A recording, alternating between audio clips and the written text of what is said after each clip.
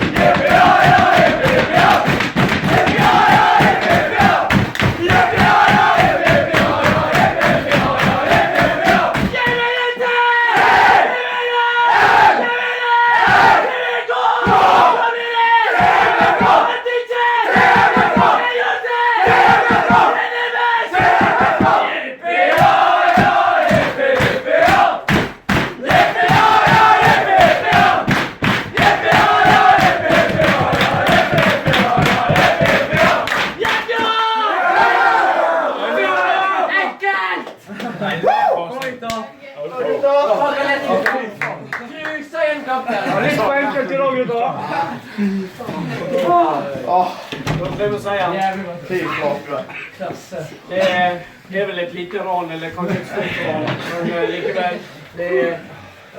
Så en kjent antrener, herren lønner sine utro tjenere, og de sto på med det vi hadde helt ut. Og det skal dere ha for.